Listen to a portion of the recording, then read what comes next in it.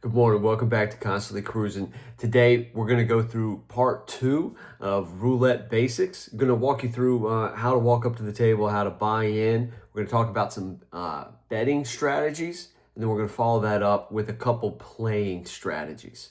Okay, so first up, I just want to say, disclaimer, I'm not an expert. Okay, this is all for fun. This is advice that I find helpful.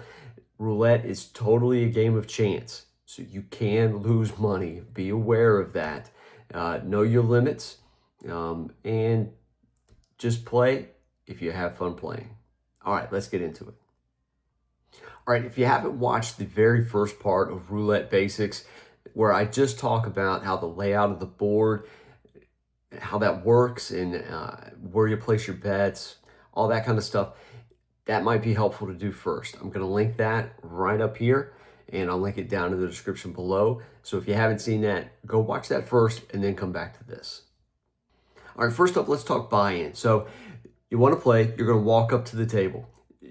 Most of the time, there's going to be chairs sitting around the table. If there's an open chair, there's an open spot. You want to have enough room to kind of maneuver around and reach other parts of the table. Now, the dealer can help you out to place a chip somewhere if you're at one end or the other, so don't worry about that. But you do need to have a little bit of space. So look for a table that's got a little bit of space. When you find that, walk up, and you're going to place any kind of a buy-in once they're done in the middle of a roll, okay? Not while everything's going on. Wait for everything to be divvied out.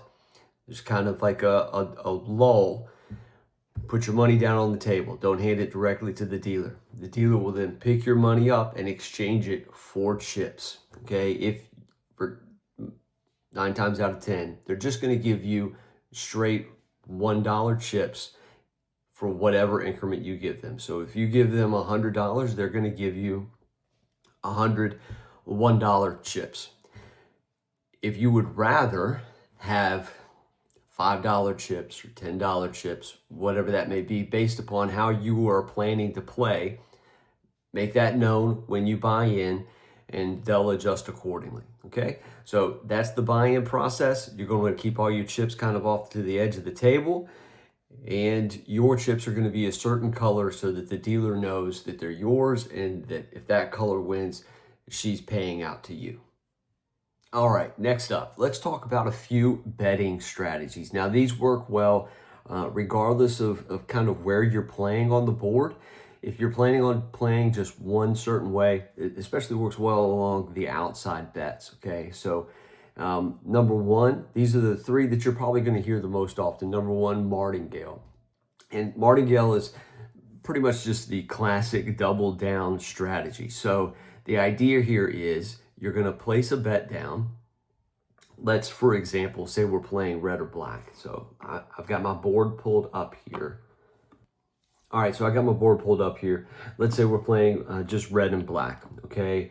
I've got a $10 chip selected, which is the minimum at all Princess casino tables. The last time I was on a ship, and I'll be on a ship again next week. We'll double check that, but just for now, we're going to use a $10 chip. We're going to act like we're just going to play red, okay?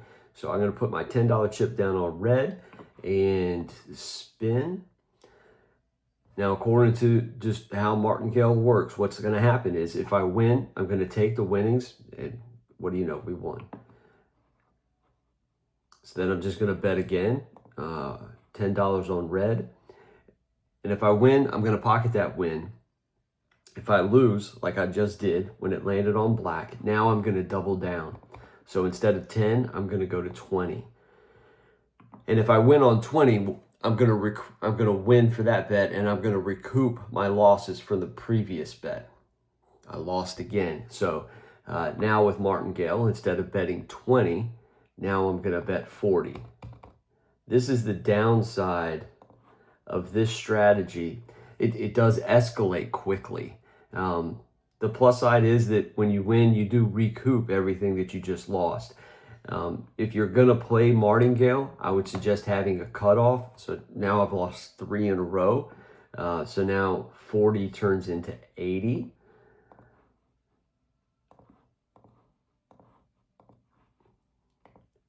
we'll give it one more go here, see if we come back from the edge. But again, you can see how it can kind of escalate quickly. So there, I just lost 4 in a row. So that puts me down, and my next bet would have to be 160. I have seen a string of losses together where you bump up against a maximum. Okay, so you know you need to know what the table maximum is, because you're going to end up bumping up against that eventually if you lose enough times.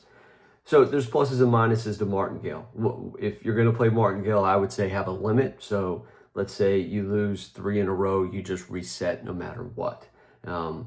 So another way, Martingale would be the first. The second is Fibonacci. Now, if you're going to play some kind of a progressive system, which is what Martingale is, I prefer playing Fibonacci. And Fibonacci, if you're not familiar with it, is just a sequence of numbers invented by, I think, an Italian mathematician in like the 12th century or something. I'll see if I can find a link to a video explaining Fibonacci. I'll put that down below, but it's actually kind of, if you like going down rabbit trails and if you like math, it's kind of crazy because this sequence of numbers shows up everywhere in nature.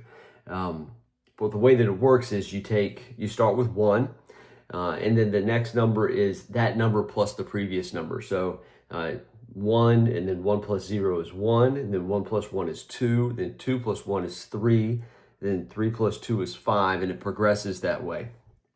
So it works in a similar fashion to Martingale.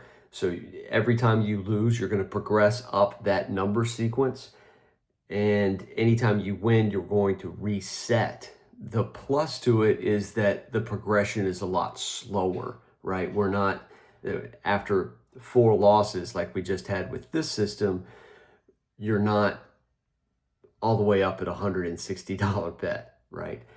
So it is a much slower progression. You do still recoup losses. So it works a little bit better. So again, we'll just play that out here on the table. Let's stick with red. I'll put $10 down on red and spin.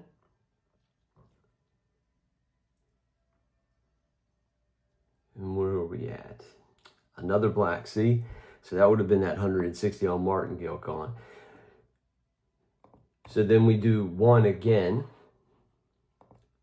1 plus 0 is 1. And we hit that one, so we reset. So we stay at 1. But if we had lost, we would go to 2, and then to 3, then to 5, and so forth. So again, Fibonacci, I think, is a much better system than Martingale if you're looking to use some kind of a progressive betting system. And again, these betting systems work a whole lot better if we're just playing the outside numbers. I guess you could play them on an inside number too, but your chances are so much lower. A 1 in 36 based instead of 1 in 3. So if it seems fun to you, go for it. It's definitely an advantage to just sitting down and playing with one of these systems. It makes it easy. It makes it so that you don't have to think a whole lot. And if you're just learning how the game works, it's very easy to just sit down and play this way on some of the outside numbers. Pick a bet, go with it, just use the system, and just sit there, enjoy playing, and learn how to play the game. And then the last one that I want to talk about is just simple progressive. Now this one's going to kind of flip-flop from the 2 progressive betting systems that I talked about before, Martingale and Fibonacci. This one, instead of doubling when we lose, we're going to double when we win. So if you win a $10 bet, you're going to get 20 back. We're going to go ahead and put down $20. And then you just increase. And I would, again, the same way as the Martingale system, I'd have a cutoff. So, like if I win 3 times in a row, I'm just going to reset down to my normal bet. Either that, or the other way would just be after you win the initial time to just take your $10 back and then put the $10 back down. Excuse me. And then if you win the second time with that $20, just to continue to go ahead and double down after that. You've already got your initial investment back. So everything after that is just coming up flowers, right? you're winning on house money. So those are the three systems: the Martingale, Fibonacci, and then just that simple progressive at the end. Real nice, easy ways to get started, easy ways to play as a beginner, and just sticking to those outside bets. All right, now let's finish up by talking about three different playing strategies. So these aren't just like bet adjustments. These are multi-step playing strategies that you build off of kind of getting momentum. If you like this sort of thing, I really like watching videos from the CEG Dealer School. I'll leave a link to their YouTube down below. You can definitely get lost in a rabbit trail on all kinds of different systems watching their channel. But these are kind of a few of my favorites that I've learned from them. And if you just want to sit down and kind of play a system, now these do take a little bit more bandwidth. You got to think about what you're doing and make sure that you know which step you're on and those sorts of things while you're playing. So probably best to play one of these after you are a little bit more comfortable sitting at the table and kind of knowing how everything works, and then moving and progressing to something like this. So let me go through these, and the first one's going to be Nollie. All right, first up, we've got Nollie. So the Nollie betting system, the way this is going to work, we're going to take $10 and we're going to put it down, $10 on one dozen, $10 on a second dozen. Now this can work on the dozens, or it can work on the columns. You can do either way. You don't want to do one of one and one of the other. You want to pick columns or dozens.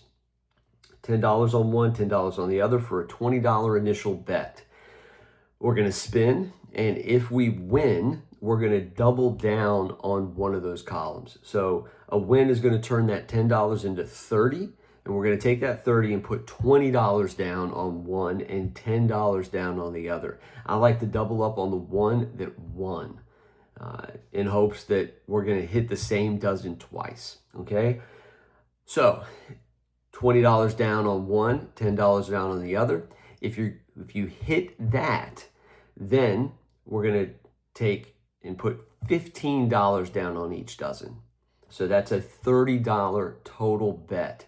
And then you're going to pocket any remainder. If that $15 hits, then we're going to double down again. We're going to take and put $30 on one dozen and $15 on the other. If that hits, so those three progressive bets, right? If the $30 hits, then you've just turned your $20 initial investment into $90. You're going to reset after that and go back to the beginning. If you're looking to play Nollie, a good idea is to just go ahead and buy in with $200. That's going to give you 10 bullets or chances at this system. 10 buy-ins. I'd take 10 swings at the plate and see if you hit it out of the park. If you win twice, I'd walk away. All right, next up, we're going to cover a system called $10 baked potato. I know these names are crazy. Okay, $10 baked potato, hear me out. We're going to take $1 chips and we're going to place $1 on any 10 splits. So right in between two different numbers.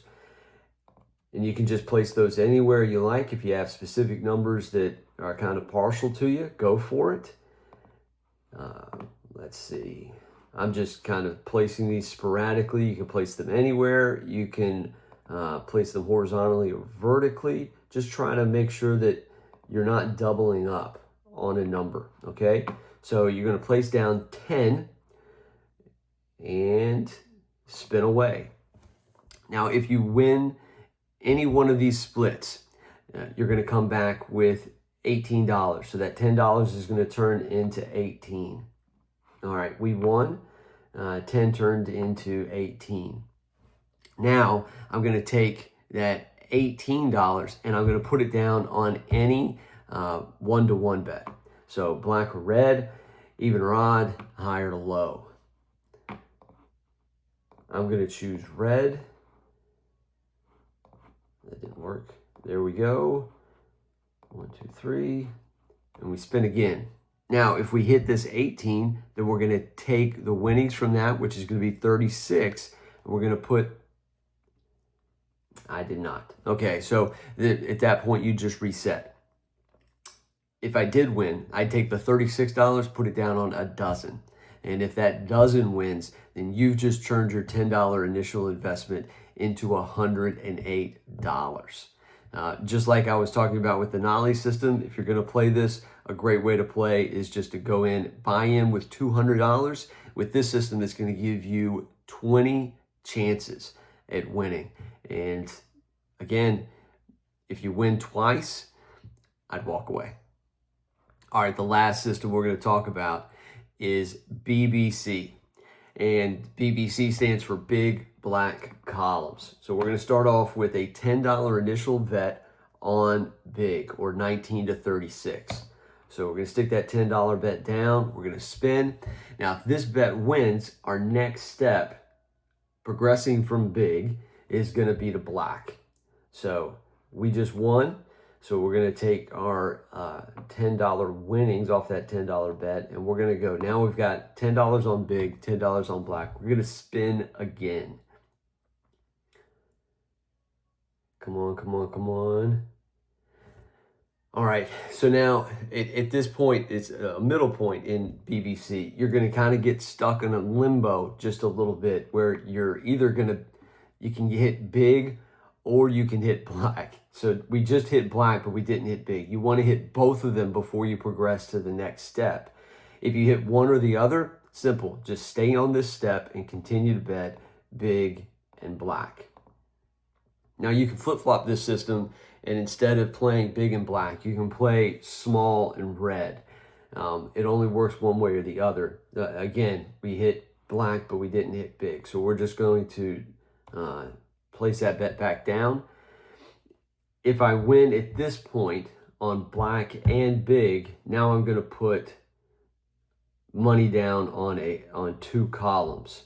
So I didn't win and I reset, but just for brevity's sake, we're going to act like we just won. I'm going to show you what that looks like.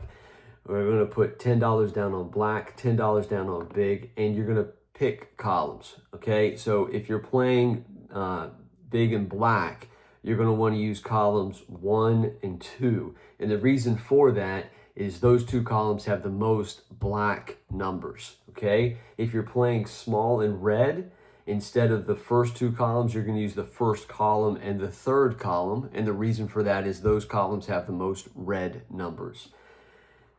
If you win at this last step, right? So you've hit big and black, and then you put your money down on the first and second columns, and now you've hit big and black inside of one of those first two columns, then you've just taken your $10 initial bet and turned that into $80.